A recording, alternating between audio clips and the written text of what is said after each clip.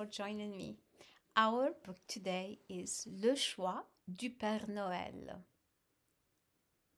Because it's Christmas time soon, we're going to read books about Christmas, right? Let's see. Le mois de décembre, c'est le mois de Noël. Alors, aujourd'hui, on va lire ce conte-là, Le choix du Père Noël. Le premier renne du traîneau du Père Noël s'est cassé une patte. Qui le remplacera? Le solide Björg ou la courageuse Finette? Ce livre-là est écrit par Angèle Delanoë, illustration Claude Sivierge. Le choix du Père Noël. Chapitre 1. Catastrophe. Dédication à Lilou, Rémi, Adèle et Stella Maris. Angèle. Au village du Père Noël, c'est le calme plat. Juillet est arrivé. Il fait chaud. Au moins 5 degrés au-dessus du zéro. Tous les lutins sont en vacances. Certains sont partis explorer le continent antarctique. D'autres sont allés visiter leur famille en Laponie, en Scandinavie ou en Écosse. Hubert, le lutin en chef, a décidé de se reposer à la maison. Son expédition du dernier Noël l'a beaucoup secoué. Un tour du monde en une seule nuit. D'ailleurs, il compte bien raconter son expédition dans le gros cahier rouge et or que lui a offert le Père Noël. Pour sa part, le bon vieillard est parti chez Babouchka, son ami russe. Tout paraît tranquille au village des lutins, mais dans l'enclos des rennes, on s'inquiète. Le renne qui conduit le traîneau du Père Noël vient de se casser une patte. Il a glissé sur un gros rocher. Karl, le lutin vétérinaire, l'a soigné. Il lui a fait un plâtre. Même si sa patte guérit vite, le renne ne sera pas assez en forme pour conduire le traîneau la veille de Noël. Karl visite son vieux copain Hubert. Après tout, c'est lui le lutin en chef. Et il a la responsabilité du village lorsque le Père Noël n'est pas là. Penses-tu qu'il faut nommer un remplaçant? Ce serait plus prudent. Pauvre Hubert, pas moyen d'être tranquille, même en vacances. Finette ou Borg, chapitre 2. De retour dans l'enclos des rennes, Karl passe en revue toutes les bêtes qui s'y trouvent. Il doit songer à un remplaçant. Bien sûr, il y a Finette. Tout le monde l'admire et ça lui monte un peu à la tête. Elle joue souvent les vedettes. Elle est solide et résistante. Mais ses pattes sont un peu trop fines. Et puis, c'est une fille. Jamais le traîneau du Père Noël n'a été mené par une reine. Karl secoue la tête. Son candidat à lui, c'est Björg, un magnifique jeune mâle. Il est attelé au traîneau depuis 3 ans. Il a fière allure avec son panache majestueux, son poitrail bombé, ses grandes pattes nerveuses et son pelage presque blanc. En plus, c'est un garçon et c'est toujours un renne qui a conduit le traîneau. C'est Björg que je vais recommander au Père Noël, se dit Karl. De son côté, Hubert réfléchit.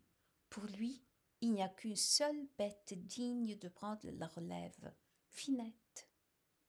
Elle l'a bien mérité Elle est courageuse, capable de traverser les pires conditions météo. Et puis, une femelle reine peut faire le travail aussi bien qu'un mâle. Elle le prouvera. C'est Finette que je vais recommander au Père Noël, se dit Hubert. Chapitre 3. Le choix du Père Noël. Au début de novembre, le Père Noël revient de son voyage en Russie. Il est en pleine forme. Il a un peu grossi, mais cela lui va très bien. Dès qu'il est mis au courant du problème, il se précipite dans l'enclos des rennes. Il caresse son vieux complice en lui chuchotant à l'oreille. « Mon pauvre ami, il va falloir qu'on te trouve un remplaçant. Tu boites dès que tu poses la patte par terre. Tu ne seras jamais guéri à temps pour faire la grande tournée. » Karl et Hubert sont convoqués chez le Père Noël avec leurs candidats. Le bon vieillard écoute attentivement ses fidèles lutins. « C'est Björg le plus rapide, dit Karl. Il est super concentré et il s'envole en moins de 3 secondes. Et il est capable de repérer l'étoile polaire en un clin d'œil. » Hubert proteste. « C'est Finette la plus résistante. Elle est débrouillarde. Elle l'a prouvé. » Le Père Noël soumet les bêtes à des épreuves. Elles sont aussi bonnes l'une que l'autre. Mais Finette est faux folle. Elle s'ébroue et fait les yeux doux à Björg. De plus, Hubert a suspendu des grelots à sa bribe et à son cou. Ces coquetteries agacent un peu le Père Noël. Le bon vieillard prend sa décision. Ce sera Björg, car il est le plus sérieux des deux. Finette n'en revient pas. Elle était sûre d'être choisie. Furieuse, elle couche ses oreilles, elle brame de protestation. Elle gratte le sol en signe de mécontentement. Puis elle part au triple galop se réfugier dans son enclos. Hubert s'empresse d'aller retrouver Finette. Il la serre dans ses bras pour la consoler. Rien à faire. Finette n'arrête pas de pleurer. La vie est trop injuste pour elle. Le lutin est bien déçu, lui aussi. Il décide d'aller parler au Père Noël. Celui-ci peut se tromper de temps en temps. « Ne perds pas espoir, ma Finette, » dit Hubert. Chapitre 4. Finette a disparu. Hubert est gonflé à bloc lorsqu'il frappe à la porte du Père Noël. Il l'aime beaucoup, sa Finette, c'est sa préférée. Devant le bon vieillard, il déballe tout ce qu'il a sur le cœur. Il termine son discours par un argument indiscutable. Et puis, Père Noël, on va dire que vous êtes sexiste, que vous ne donnez pas de chance à Finette parce qu'elle est une fille. Y avez-vous réfléchi? Ah, mais non, ça n'a rien à voir. Tu crois vraiment qu'on peut penser ça, Hubert? Sans revenir tout à fait sur sa décision, le Père Noël propose un compromis. J'ai trouvé Hubert. Björg conduira le traîneau durant la première moitié de la nuit de Noël. À la pause de l'Australie, Finette prendra le relais pour le restant de la tournée. Ainsi, personne ne pourra m'accuser d'écarter les filles. Hubert est emballé. Ce Père Noël, tout de même, quel diplomate! Cette solution contente tout le monde. Fou de joie, il se précipite dans l'enclos des rennes pour annoncer la bonne nouvelle à sa petite préférée. Finette! Pas de Finette. Hubert la cherche partout, dans le garage du traîneau, dans le fenil, dans le hangar au colis, partout, partout. Finette n'est nulle part. Finette a disparu. Hubert devient furieux. « Où es-tu passé, espèce de faux-folle » Si le Père Noël apprend qu'elle s'est enfuie, son espoir de conduire le traîneau sera gâché. Maintenant, Hubert doit la retrouver au plus vite. Chapitre 5. Où est Finette? Hubert est de très mauvaise humeur. Voilà déjà un bon moment qu'il cherche Finette. Il a attelé son traîneau à chien et il parcourt la toundra dans tous les sens à la recherche de la fugueuse. Première halte, la manufacture de jouets du Père Noël. Finette aime bien rôder près de l'endroit où l'on fabrique les petits jouets en peluche. Elle n'y est pas. Deuxième étape, le magasin général. Dehors, il y a toujours des paniers avec des friandises pour les reines, comme des champignons ou des poignées de canneberge. Finette, étant une vraie gourmande, Hubert a pensé qu'elle pouvait oublier son chagrin ainsi. Pas de Finette à l'horizon. Troisième arrêt, le bureau de poste où les lettres commencent à arriver. Et il y a pas mal d'activités à partir de novembre. Finette vient de temps en temps se mettre dans l'ambiance de Noël et renifler les gros sacs de courrier. Personne ne l'a vue. Hubert dépasse ensuite la mine d'or du Père Noël.